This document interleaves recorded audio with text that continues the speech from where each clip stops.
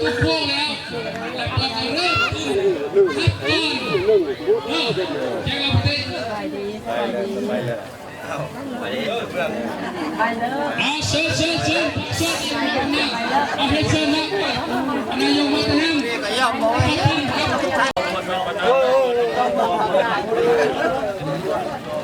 เชิญนะครับใส่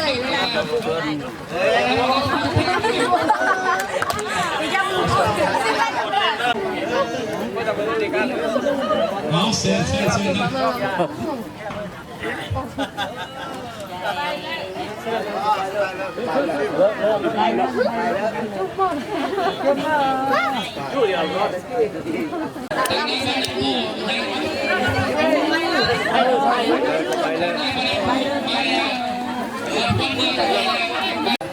คุณบ้านนำความในบ้านไม่ใส่หน่วย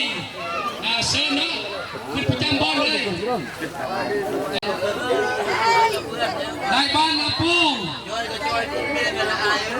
ในบ้านนำยอนกลุ่มบ้านนำความบ้านไม่ใส่หน่วยเราเลยเก๋ๆบทตื่นน้ำแข็งดีกันทำเองพี่ปูยือไตปูยือยาเยอที่มาจากเมืองแทนเผ่ากระมุแควนตระกูลมอน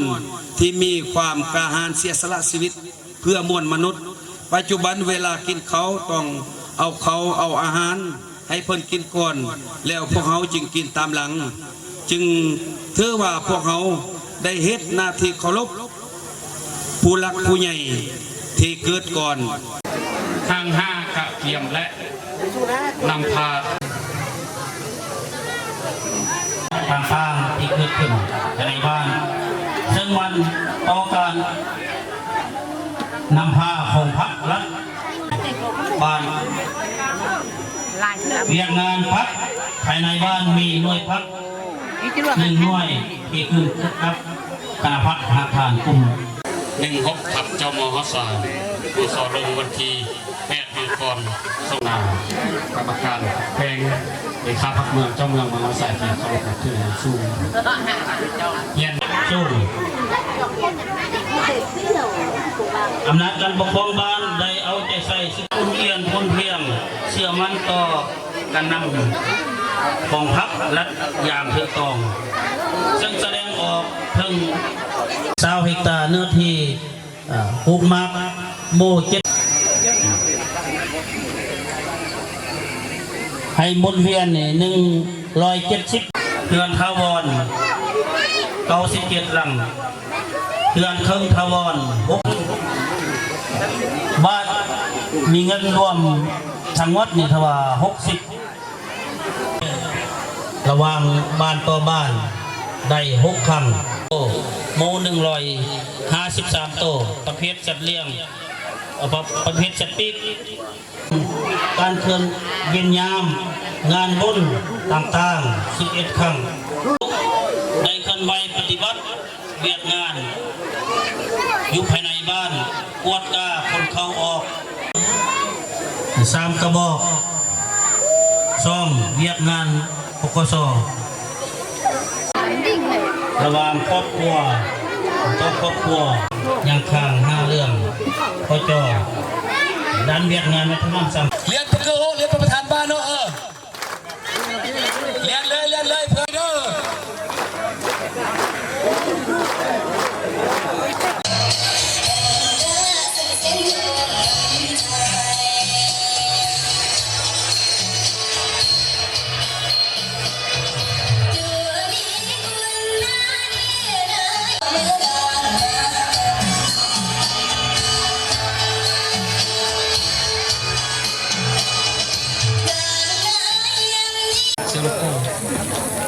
นุ่งให้เลยบ่ในบ้านนุ่งให้เพิ่นเลยบ่เนาะมางานเผาต้องนุ่งสุดเผาบ่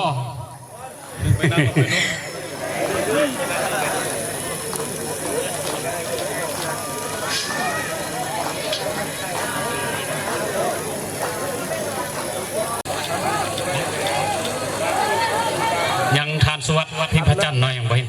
โอ้พอดีเพิ่นมาแล้ว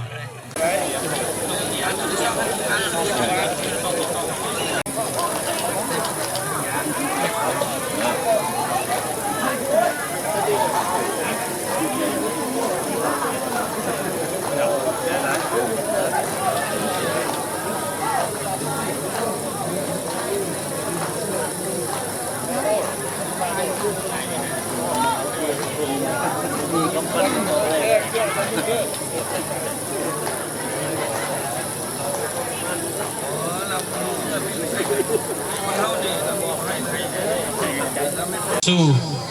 16ทานแสงวอน17ทานบุญแก้ว10ทานแก้วล่ะ นั่งข้างหน้าพระนักคาถาต้องพันเลยแล้วเรียแล้วเดี๋ยวเรียเขาเรียกันแต่คนนี้เนี่ยไม่มีเลยทุกคนแต่เมื่อนี้มันก็เราเชื่อสั่งว่าหมดที่ก็คือเป็นสั่งที่เอาหมดเลย ก็ตบมือเป็นจังหวะเนาะจากสั้นเขาเชิญทานแก้วลา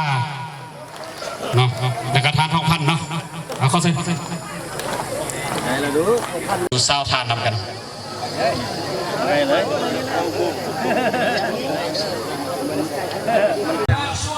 อันนี้มันรักกันดำรงชีวิตในหมวดก้อนที่ยากหลายอย่างอันนี้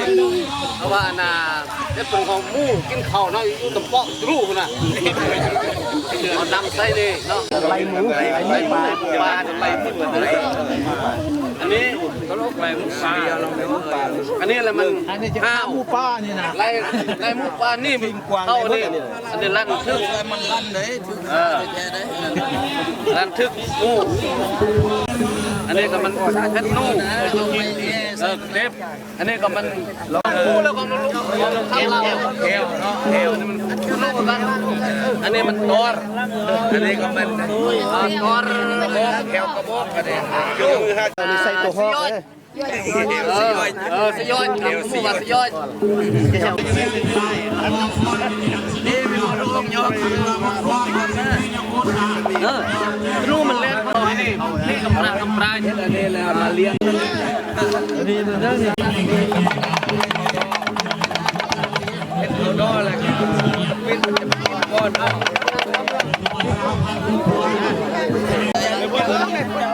เจ้ากัน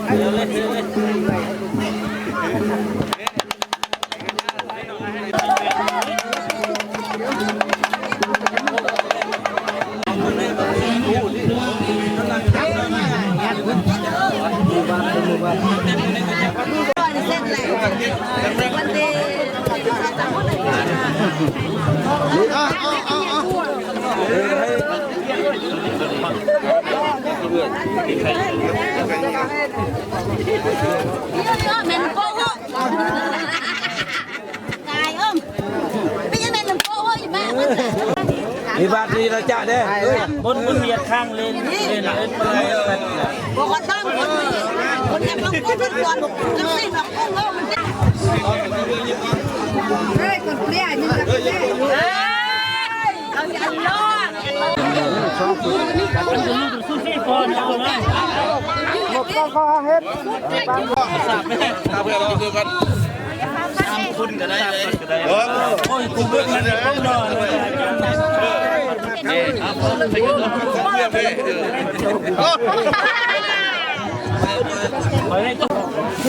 กูมาได้ทุกห้องเนาะ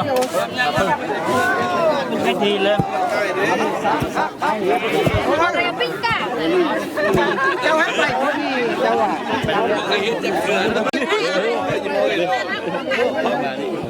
งามอันมาพระเจ้าแค่เลยเด้อซื้อรถสองหนุ่ม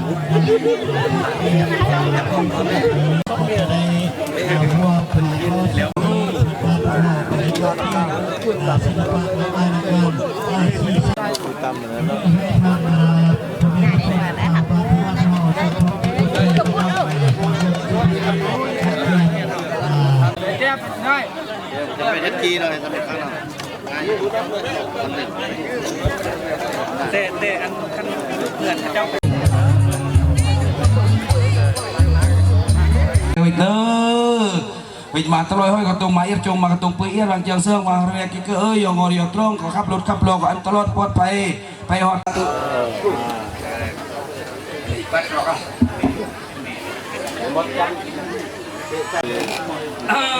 ดีกว่าก็นำสังสิเรานำยังไงก็ให้สัมผัสอีกคือสัญญาตุกันเป็นที่บารอกก็ตุกไปในมือนี้วันนี้ขอได้รีบไปมาก็ตุกไปในมือนี้วันนี้ขออารามาที่ก็ตุกไปในมือนี้วันนี้ขอได้รีบไปจนก็ตุกไปในมือนี้วันนี้ขออยู่บนอังคารก็ตุกไปในมือนี้วันนี้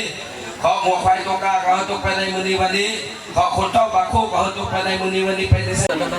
มันมือบางไส้ควันมามันมือบางฟ้าควันยุบก็ก็เลยเราก็ตัวกำลังมีสติแดนขึ้นเรียนกูจุดเรียนเลยจงเรียนตรงก็ปลอดภัยด้วยความสวัสดิภาพนี่ก็ไปหอดตามาหอดเพื่อนแห้ง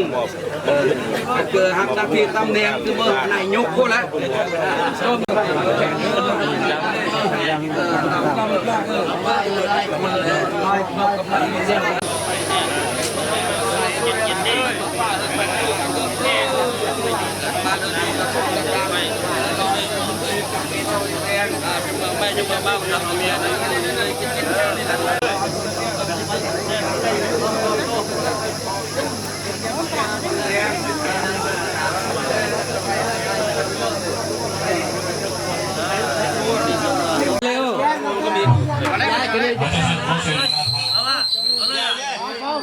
แค่การนำของ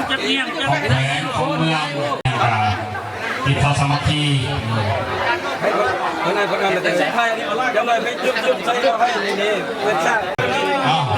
ป็นอาหารการกินอันยังคาดมันยังเบิ่งนำกันเด้อซอยกันบางคนก็มานั่งเลยนะเนี่ยข้าวนุ่มเนี่ย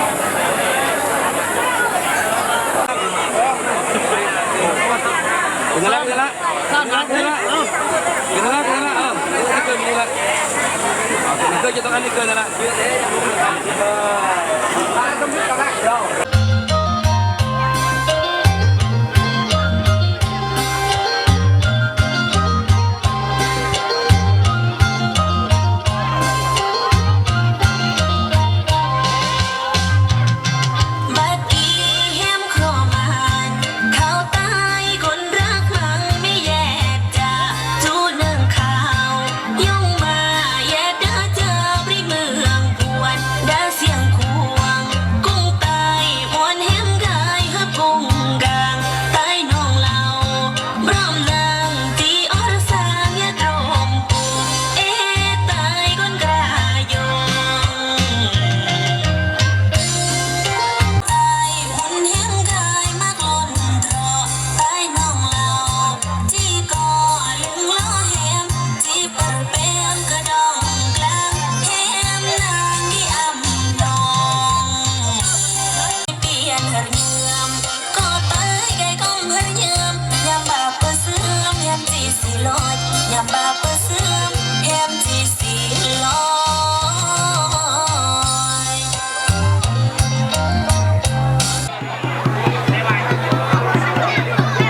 มองตบตบแข้ง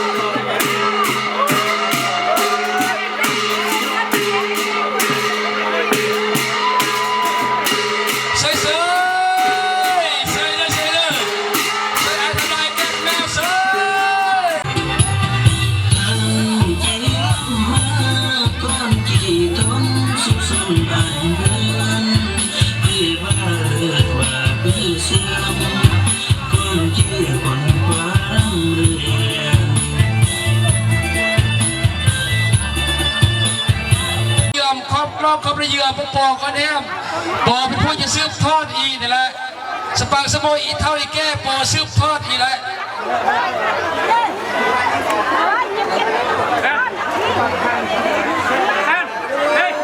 ขอบรอครับเรีย